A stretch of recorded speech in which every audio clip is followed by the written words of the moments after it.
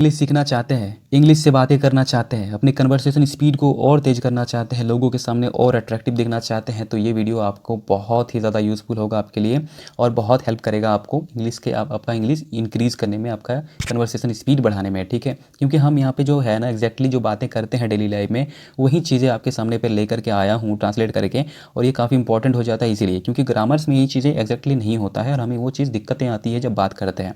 ठीक है, तो ये काफ़ी अच्छा ईजी तरीका है, जो हम बात करते हैं वही चीज़ें हम यहाँ पे बोल पाएंगे।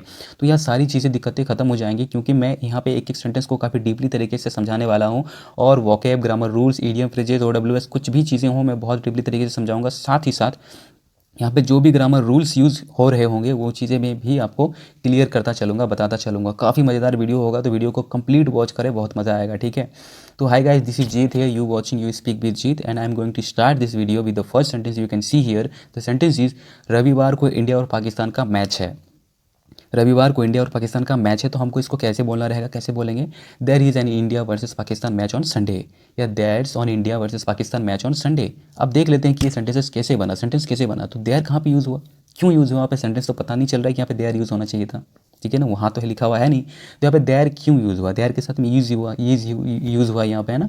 तो देयर्स या देयर इज़ वहाँ पे यूज़ होता है जहाँ पे सेंटेंस में सब्जेक्ट पता नहीं चल रहा हो। तो रविवार को इंडिया और पाकिस्तान का मैच होगा, जिसमें कोई सेंटेंस में कोई सब्जेक्ट पता नहीं चल रहा है, इसलिए यहाँ पे देयर यूज़ होता है। ठीक है, और नेक्स्ट बात है यहाँ पे एन क्यों यूज़ हुआ इंडिया से पहले? There is an India versus Pakistan match. An एक आर्टिकल है, और आर्टिकल में तीन चीज़ें होती है, ए, एन और दी। मैं समझा रहा हूँ आपको कि कब क्या यूज़ किया जाता है।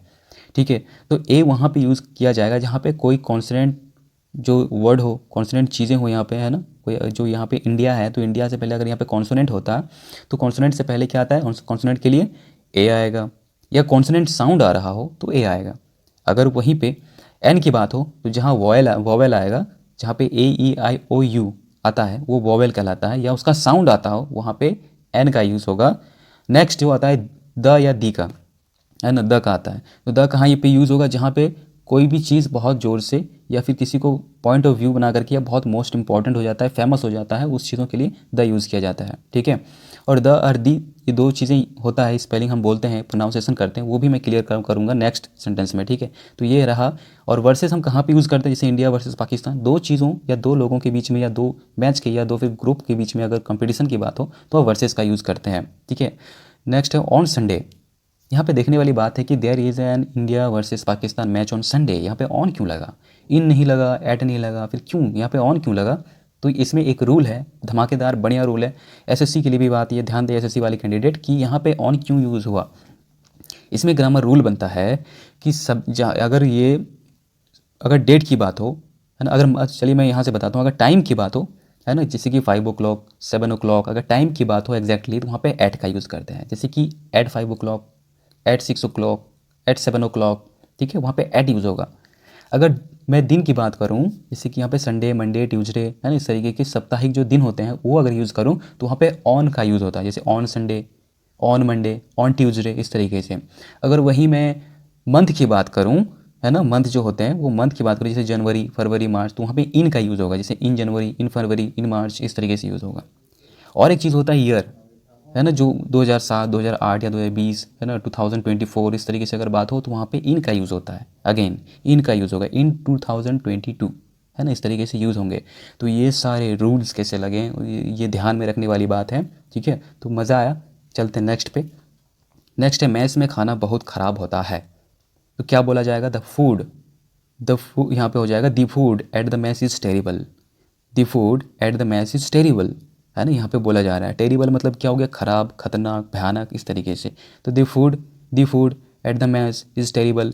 तो यहाँ पे एक चीज़ देखने वाली है कि यहाँ पे द यूज़ हुआ है ना, यहाँ पे दी यूज़ हुआ है, देख पा रहे हैं, द या दी, मैं दो चीज़ें बोल रहा हूँ, ध्यान रखने वाली बात है। ठीक है, तो द यहाँ पे या the, food at the mess is terrible, food मतलब खाना हो गया, एट द मैस, मैस के साथ में यहाँ पे हम एड यूज़ कर रहे हैं, फिर द यहाँ पे यूज़ हुआ है। ठीक है, तो ध्यान देने वाली बात है कि हम द या दो, जो द होता है या दी होता है, दो चीज़ों का प्रोनाउंसिएशन करते हैं, स्पेलिंग सेम होता है THE, पर दोनों को हम जो प्रोनाउंसिएशन करते हैं वो डिफरेंट जगह पे यूज़ करते हैं। किस तरीके से? जैसे कि THE यहाँ पे THE द, कोई भी दी कब यूज़ होगा, द कब यूज़ होगा, मैं ये चीज़ क्लियर कर रहा हूँ। ठीक है, तो हम कहते हैं ना, कोई भी अगर जो द होता है उससे पहले, उसके बाद जो भी द से पहले जो है ना कोई भी अगर वर्ड आता है, जैसे कि यहाँ पे फूड आया है, तो यहाँ पे अगर कोई भी सेंटेंस वॉवेल अक्षर से या वॉयल जो वर्ड होता है ना, उसके साथ में अगर यूज़ हो रहा हो तो दी यूज़ होगा। जैसे कि दी एलिफेंट है ना, इस तरीके से यूज़ होता है दी एलिफेंट, तो वहाँ पे ई है तो वॉवेल अक्षर आ गया, इसीलिए वहाँ पे क्या होगा, दी यूज़ होगा। और द कहाँ पे यूज़ होगा, द एलिफेंट। जैसे द एलिफेंट हम नहीं बोल सकते, दी एलिफेंट बोलेंगे, क्यों, क्योंकि वहाँ पे वॉवेल आ गया। अगर यहाँ पे फूड की बात हो रही है तो वहाँ पे द फूड करेंगे, ठीक है, the food, at the mess, the यहाँ पे फिर अगेन मैस यूज़ हुआ, द यूज़ हुआ मैस के साथ में, दी मैस नहीं करेंगे, क्यों, क्योंकि यहाँ पे अगेन यहाँ पे वॉवेल नहीं है। तो वॉवेल जहाँ पे होगा, यानी कि द या दी के पहले जो भी वॉवेल, अगर देखने वाली बात है, जो सेंटेंस आया है, जो यहाँ पे वर्ड आया है, अगर वो वॉवेल से शुरू होता है तो दी आएगा, अगर कॉन्सोनेंट से शुरू हो रहा है तो द आएगा। तो the food at the mess is terrible, इस तरीके से कहे जाएंगे, ठीक है। नेक्स्ट पे चलते हैं, ठीक है। रूल्स कैसे लग रहे हैं, काफ़ी बढ़िया रूल होंगे, और ये बहुत डीपली तरीके से मैं बता रहा हूँ, इससे बढ़िया तरीका आपको कहीं नहीं मिलेगा, और इतना अच्छा रूल आपको कहीं नहीं मिलेगा, ठीक है। नेक्स्ट है, तुम दोनों रिवाइज करो बाहर जाकर, तुम दोनों रिवाइज करो बाहर जाकर, तो कैसे बोलेंगे, both of you go out and revise it, both of you go out and revise it. Both of you मतलब तुम दोनों, गो आउट मतलब बाहर जाओ, एंड रिवाइज इट और रिवाइज करो इसको, ठीक है। तो बोथ ऑफ यू, अगर मैं यही चीज़ें मैं इसको कहता हूँ कि सभी बाहर जाकर के रिवाइज करें, है ना, तुम सब बाहर जाकर के रिवाइज करो, अगर बोलते हैं तो क्या बोलते हैं, all of you go out and revise it. यहाँ पे ऑल ऑफ यूज़ होता है, लेकिन अगर दो लोगों की बात हो रही है तो वहाँ पे बोथ यूज़ होगा, ठीक है। तो both of you go out and revise it, go out मतलब बाहर जाओ, रिवाइज इट, ठीक है, मतलब रिवाइज करो उसको, ठीक है। तो यहाँ पे समझ में आ रहा होगा, both of you, all of you हम कहाँ पे यूज़ करते हैं, बोथ ऑफ यू दो लोगों की बीच बात होगी, और सभी के लिए बात हो तो वहाँ पे ऑल ऑफ यू करेंगे। नेक्स्ट है, 9 बजे के आसपास बात हुई थी मेरी, 9 बजे के आसपास बात हुई थी मेरी, I spoke to her around 9 o'clock। तो 9 बजे के आसपास बात हुई थी मेरी उससे, ठीक है ना, तो वहाँ पे I spoke to her around 9 o'clock।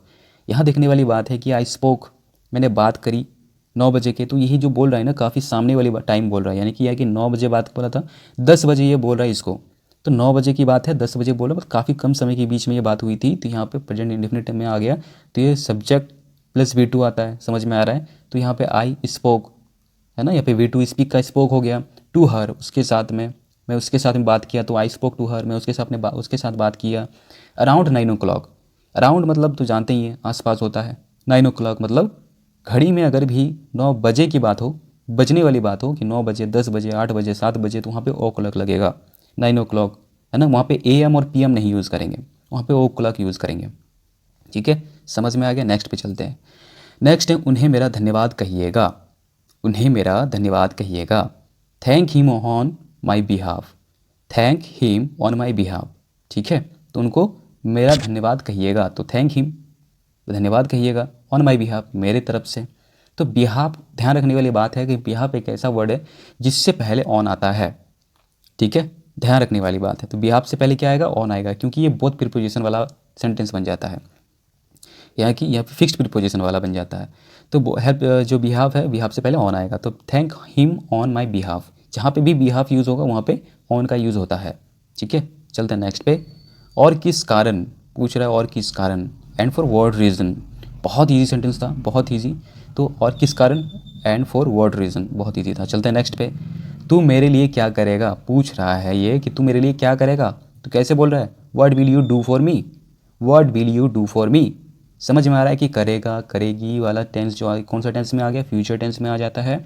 Future tense में जो होता है सेल और विल का यूज़ होता है, तो फर्स्ट पर्सन के साथ में सेल, सेकंड पर्सन के साथ में विल, ठीक है, ध्यान रखने वाली बात है। तो यहाँ पे यू जो हो गया वो सेकंड पर्सन हो गया, क्यों, आई फर्स्ट पर्सन होता है, you second person, they third person होता है, ठीक है। तो फर्स्ट पर्सन के साथ में सेल और सेकंड पर्सन के साथ में विल यूज़ होगा। एक चीज़ और है कि जो फर्स्ट पर्सन है आई, उसके साथ में भी सेल और विल दो चीज़ें यूज़ होती है, तो वो भी एक कंडीशन है, ठीक है। तो वो भी मैंने पिछले वीडियोस में बता चुका हूँ, तो वो भी जाके देख ले वीडियो, तो काफ़ी अच्छे रूल्स हैं, समझ में आ जाएंगे। नेक्स्ट है कि यहाँ पे what will you do for me पूछ रहा है, तो इंट्रोगेटिव सेंटेंस बन जाता है। तो इंट्रोगेटिव सेंटेंस में WH जो फॉर्म होता है, यानी कि व्हाट, वो पहले आ गया। मैंने बताया था हेल्पिंग वर्ब क्या आ जाएगा, सब्जेक्ट से पहले आ जाएगा अगर इंट्रोगेटिव सेंटेंस होगा तो, या इंट्रोगेटिव नेगेटिव सेंटेंस होगा तो what will you do for me, तो यू डू मतलब करना होता है, ठीक है। तो what will you do for me, do for me मतलब मेरे लिए, समझ में आया। चलते हैं नेक्स्ट पे, नेक्स्ट सेंटेंस है ये, बहुत सुना है आपके बारे में, बहुत सुना है आपके बारे में, तो कैसे बोलना रहेगा, I have heard a lot about you, I have heard a lot about you. तो आई के साथ में हैव यूज़ होता है, यहाँ पे कौन सा टेंस में बन रहा है, सुना है, ये कोई बात है जो इससे पहले सुन चुका है, तो सुन चुका है, समझ में आ रही है बात है। तो ये समझ में आ रहा है कि कौन सा टेंस में आएगा, ये प्रेजेंट परफेक्ट टेंस में आता है। कोई भी काम जो कुछ देर पहले हो चुका है ना, उसको प्रेजेंट परफेक्ट टेंस में आता है। अगर वो थोड़ी देर पहले हुआ है तो वो प्रेजेंट पास्ट इंडेफिनिट टेंस में आता है।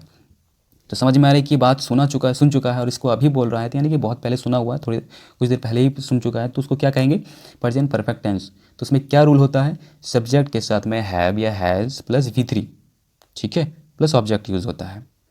तो यहाँ पे समझ में आ रहा है कि आई हैव हियर्ड, मैंने सुना है, तो मैंने सुना है तो आई हैव हियर्ड, नहीं आई के साथ में हैव यूज़ होता है, ही के साथ में हैज़ यूज़ होता है, दे के साथ में हैव यूज़ होता है, यानी फर्स्ट पर यू के साथ में हैव यूज़ होगा, ठीक है।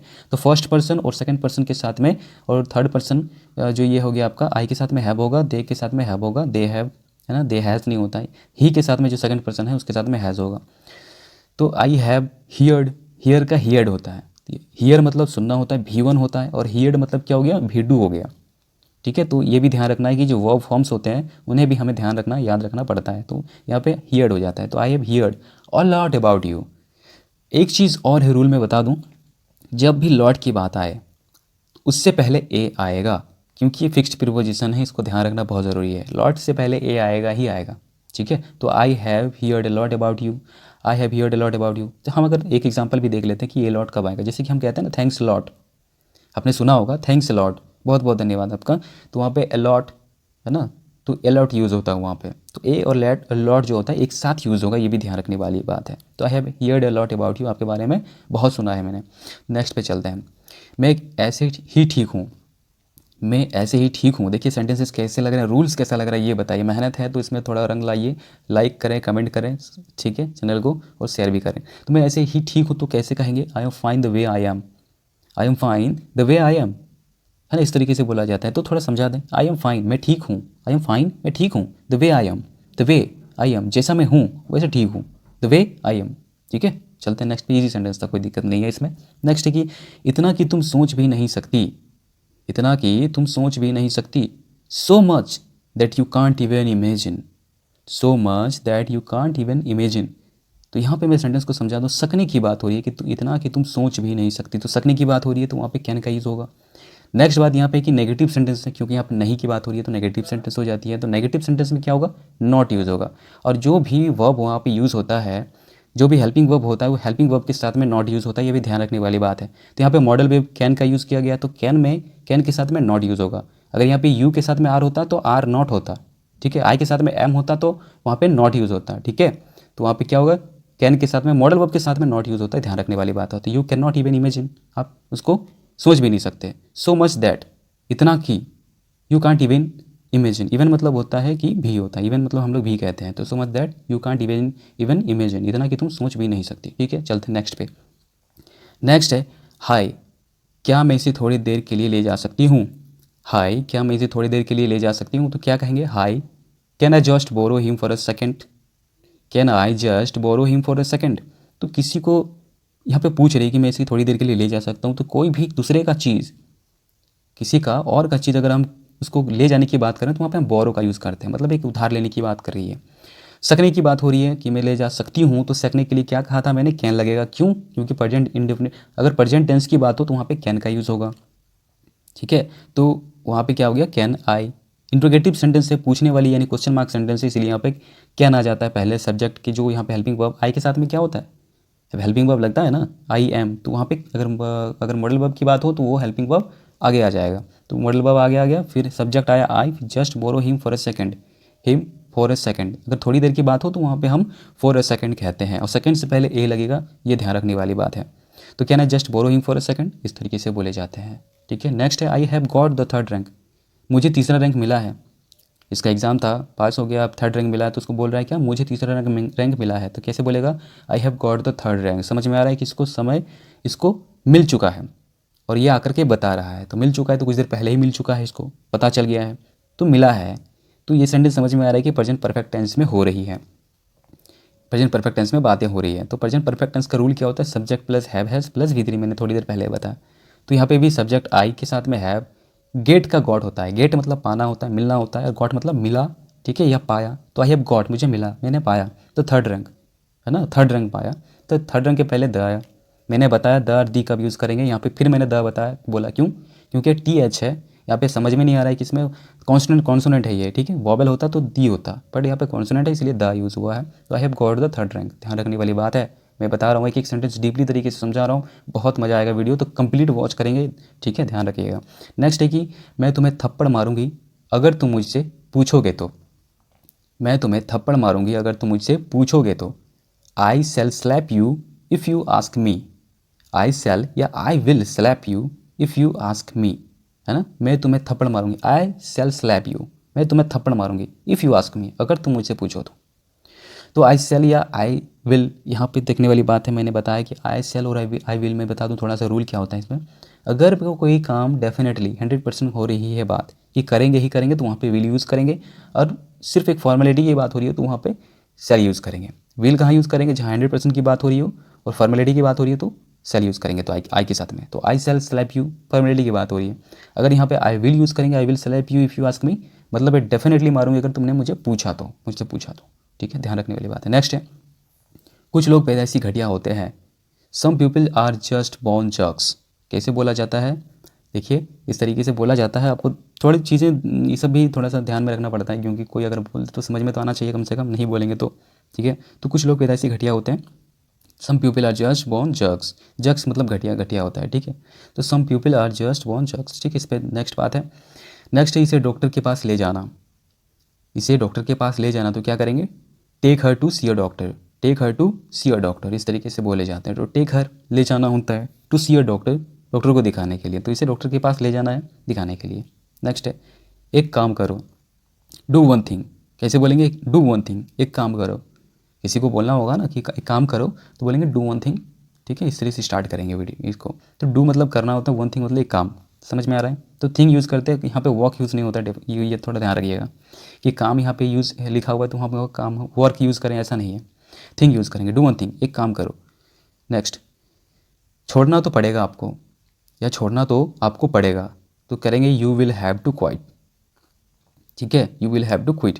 तो यहाँ पे you will have to quit, you will have to कहाँ पे यूज़ होता है, मैंने बताया था पिछले वीडियो में भी कि हैव टू वहाँ पे यूज़ होता है जहाँ पे कोई भी काम बहुत ज़्यादा इंपॉर्टेंट हो जाता है, जहाँ पे करना पड़ेगा, जाना पड़ेगा, पड़ेगा की बात आ रहा हो कि कोई भी बहुत इंपॉर्टेंट हो जाए, तभी हम बोलते हैं ना कि जाना पड़ेगा, करना पड़ेगा, देना पड़ेगा।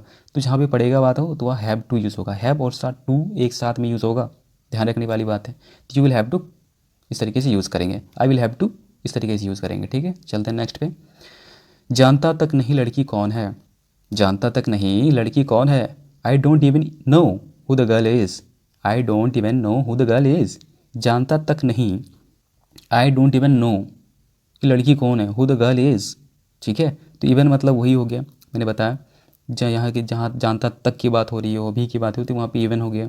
I don't even know, I don't know कहते हैं ना कि आई डोंट नो, मैं नहीं जानता। I don't even know, I don't even know मतलब मैं जानता तक नहीं। हु द गर्ल इज़, लड़की कौन है, हु मतलब कौन, द गर्ल इज़, है ना। तो I don't even know who the girl is, इस तरीके से बोला जाता है। सेंटेंसेस कैसे लगे, वीडियो कैसा लगा जरूर बताइए कमेंट में। वीडियो को लाइक करें, चैनल को सब्सक्राइब करें, नोटिफिकेशन बेल को ऑन कर लीजिए, ठीक है। तो मिलते हैं नेक्स्ट वीडियो में, तब तक के लिए thank you very much for watching this video. Please support this channel, it's very important for me. Next